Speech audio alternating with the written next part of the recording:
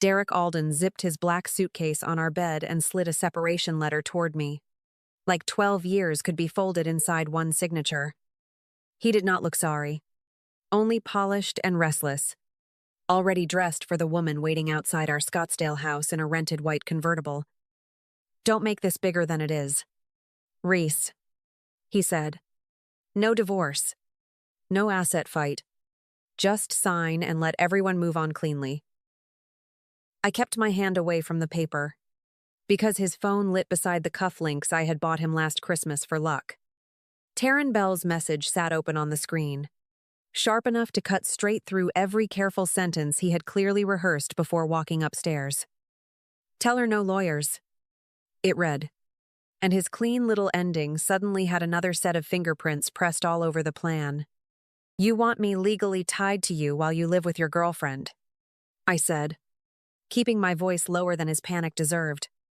Derek gave that tired little smile men use when they mistake patience for permission, then tucked his passport deeper inside his jacket pocket. "You keep the house for now. I keep my accounts. And nobody has to get dragged through mud," he said, almost gently. Outside, Taryn tapped the horn once, not impatient like a stranger, but confident like someone who helped write the schedule for my humiliation. I saw her checking lipstick, calm enough to confirm she knew exactly what he was asking me to sign before leaving with her. That rented convertible had appeared last week on a charge labeled Bell Creative Travel Content, paid through our joint line of credit. "Go ahead," I murmured, letting the paper stay untouched between us. "Take the 2 weeks you think you bought from me." His hand froze on the suitcase handle, because that was not the answer he had prepared for the abandoned wife in his head. I smiled just enough to make him uncomfortable, and when he asked what I meant, I opened the front door instead. After Derek left, I did not chase the white convertible, call his family, or touch the separation letter still waiting on my desk. I walked into my home office, opened a locked folder, and checked the timeline I had built while he slept beside me. The first crack had looked harmless 3 weeks earlier. A $1,850 invoice from Bell Creative Studio for brand positioning consultation. I had never hired Taryn Bell, never spoken to her professionally, and never approved $1 from our joint line of credit. Lila Fremont, my friend and forensic bookkeeper, studied the transfer and said, "One strange payment is a question. Reese." Then she tapped the next 3 entries and added, "4 payments in 11 days is not confusion. That is a pattern." The invoice metadata showed the file had been created on Derek's laptop at 11:43 p.m., when he claimed work kept him in Phoenix. 2 days later, Taryn posted a cropped resort breakfast, hiding faces, but not the marble table matching Derek's card receipt. When I saved the screenshot, my hands shook once, then steadied because the evidence had finally started speaking clearly. That afternoon, Taryn sent me a message so rehearsed it almost felt copied from Derek's mouth before he even left. "Please don't make this ugly," she wrote. "He chose peace, and you should respect that before lawyers ruin everyone." I stared at "he chose peace" because Derek had used those exact words in a draft Maura had already preserved. That was how Taryn stopped being the girl who believed a married man's sad story and became part of the paper trail. She knew about the no-lawyer plan, knew about the money trail, and knew exactly which pressure point Derek wanted pushed. I forwarded her message to Maura with one line. She just confirmed involvement, and watched the reply bubble appear immediately. "Do not reply," Maura wrote, and I obeyed because silence had become safer than rage inside my own house. I backed up the text, the invoice, the metadata, the transfers, and Taryn's polished little plea into one cloud folder. Then I locked my office door and understood Derek had not left me empty-handed. He had left me with proof. Maura Keene met me Monday morning with no soft speeches, only a legal pad, 4 folders, and the calm of someone who trusted documents. She spread everything across the conference table: joint line of credit, suspicious transfers, Taryn's invoices, e-sign alerts, and Derek's preserved tablet draft. "This is not about heartbreak anymore," Maura said, tapping the first transfer. "This is about protecting your name before his debt becomes yours." "In Arizona," Maura explained, "marital money and marital debt could be examined closely when one spouse started moving funds for personal misconduct." She did not promise revenge, only strategy: a divorce petition, temporary financial restraints, preservation letters, and a request that no account move without review. When I asked whether Derek could call me dramatic, she looked at Taryn's LLC invoice and said, "Then he can explain this." I signed where Maura pointed, my hand steady because every signature matched a piece of evidence Derek had created himself.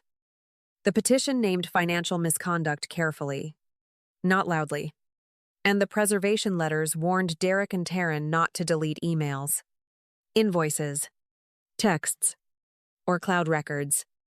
Maura also prepared notices for the bank, because the joint credit line had been touched without my consent or any household purpose. By noon, Lila sent the timeline we had been building, each entry tied to a charge, timestamp, screenshot, or travel receipt. Derek's Tucson client trip matched a Sedona resort charge, and Taryn's cropped breakfast post matched the same marble table in his receipt. The night he changed our banking password, my email alert landed at 2:14 a.m., while his phone still showed Phoenix weather delays. That was why I did not need to sound angry when Maura told me silence would do more than confrontation. Derek had given me invoices, metadata, transfers, and a girlfriend careless enough to repeat his exact no-lawyer language in writing.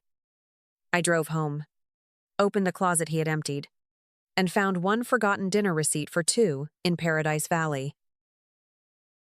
Exactly 13 days after Derek left, my phone rang while I was pouring coffee, and his name hit the screen like a bill coming due. He did not say hello. He just snapped, "Why are my cards dead?" "Reese," with panic scraping through every word in a room gone quiet. He said the resort breakfast bill had been declined twice, and Taryn was whispering at him like the server had personally insulted her in public. I set my coffee down slowly and asked, "Which cards?" "Derek." "The personal ones or the ones attached to Taryn's invoice trail?" The silence that followed told me the freeze had reached exactly where Maura expected. Not just one card, but the accounts connected to my name.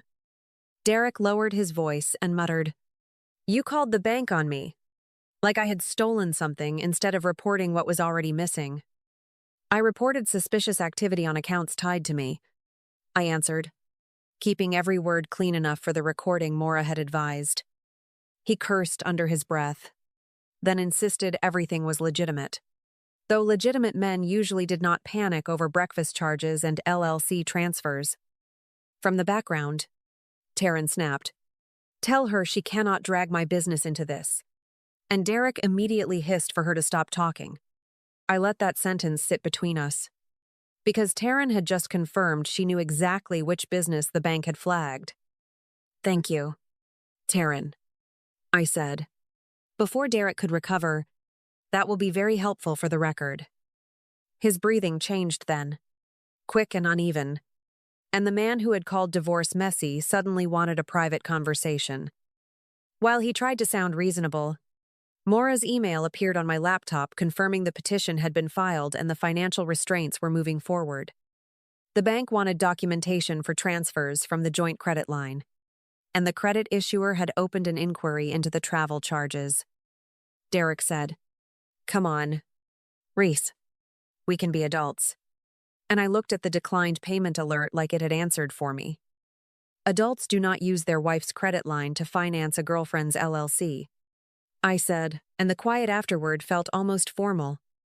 He said he would come home to explain, but I told him every word needed to go through Maura from that moment forward. When he finally asked what I wanted, I gave him the list he had spent 2 weeks avoiding: divorce, accounting, and every dollar traced. Gordon Pike was not my friend, but his company moved rich clients through private airports, where reputation mattered more than charm or sympathy combined. Maura did not send him gossip. She sent a preservation notice because Derek had used company email, vendor access, and travel perks. The packet stayed professional, but every attachment pointed to the same problem. Derek had dragged his affair into company risk. Derek had introduced Taryn Bell to 2 luxury vendors using his work email, calling her a content partner for lifestyle packages. Those vendors handled client itineraries, private lounges, and charter amenities, not personal favors for a married employee chasing a younger girlfriend. When Maura showed me the email header, I understood why Gordon could not dismiss this as bedroom drama. Gordon called once, clipped and careful, and opened with, "Mrs. Alden, I am not asking about your marriage." He only wanted to know whether company resources, client access, or vendor introductions had been used for Derek's personal relationship with Taryn. I forwarded him to Maura, because every answer now needed to land where Derek could not twist it. Within hours, the internal review started, and Derek learned adultery was not the issue his employer cared about most. The issue was judgment, client exposure, and whether he had blurred company services with a private scheme attached to disputed marital funds. Taryn tried to save herself by emailing Gordon that Derek promised we were separated before she accepted any business introduction. Her email might have helped, if she had not attached the invoice with one line typed below the fee breakdown. It read, "Derek said use the home line for now," and that sentence burned through her victim act faster than anger ever could. Lila called after hearing vendor whispers and murmured, "She is blaming him now," but the invoice had already blamed them both. Derek texted me that afternoon, "You are ruining my career," as if I had created his company email trail myself. I saved the message beside the vendor introduction, because his complaint arrived after the evidence and still refused to name his choices. By evening, Gordon placed him on administrative leave, which sounded polite until every luxury contact in Scottsdale understood what it meant. 3 days after the financial freeze, Derek's lawyer emailed Maura a proposal labeled private resolution, which sounded cleaner than panic but smelled exactly the same. Maura read it twice, then looked over her glasses and said, "Private means he is terrified of discovery." She was right, because discovery would drag every invoice, message, device log, and credit line movement into daylight. The settlement terms were not cruel. They were precise, which made them harder for Derek to fight without exposing himself further.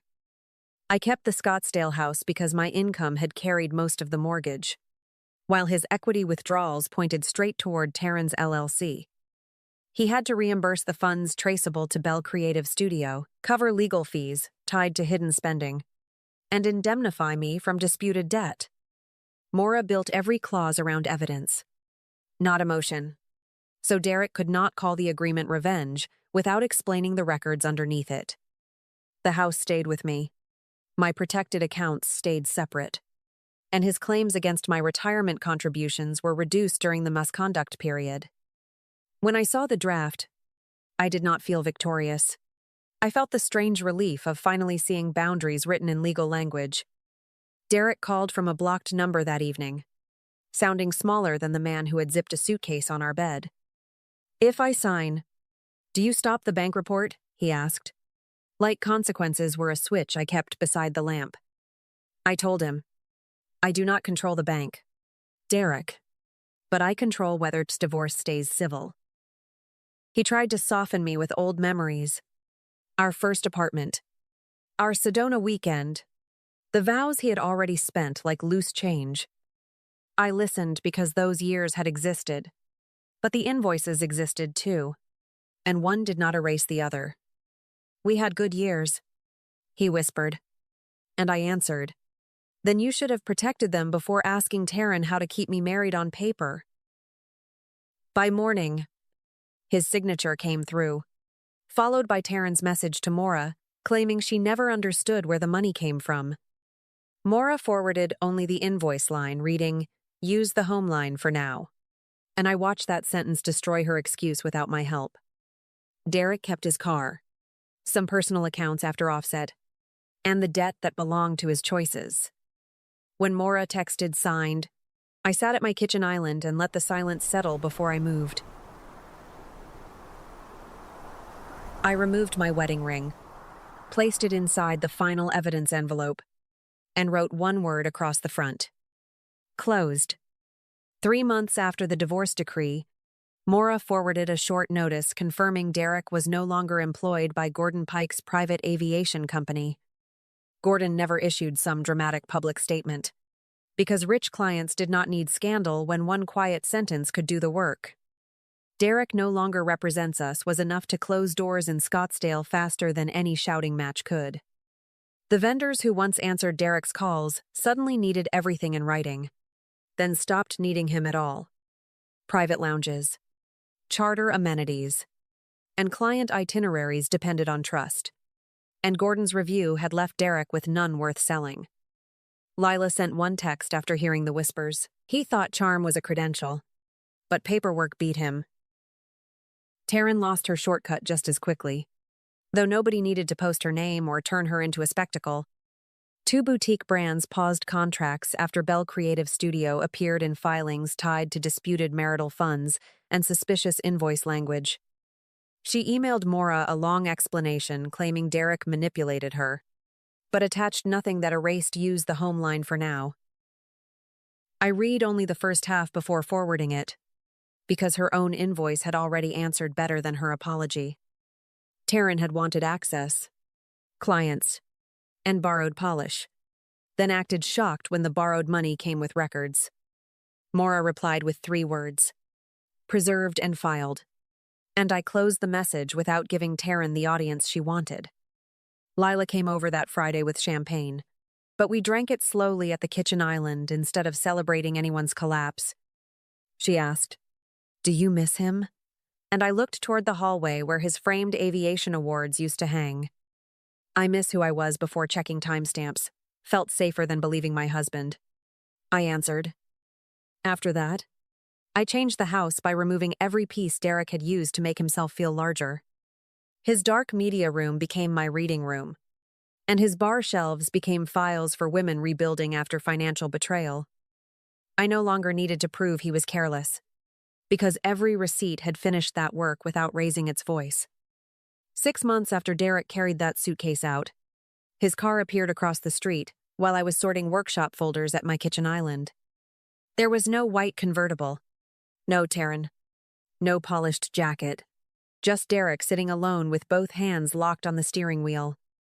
His text arrived a minute later, short enough to sound humble only because he had finally run out of leverage. "Can we talk?" he wrote. And I called Maura before opening the door because boundaries mattered most when old habits started breathing again. She told me one conversation outside was fine, as long as I did not invite him in or discuss changing anything legal.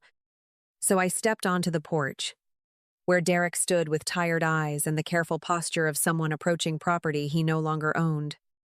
He looked older than 36, not because time had punished him, but because consequences had removed the expensive confidence he wore so easily.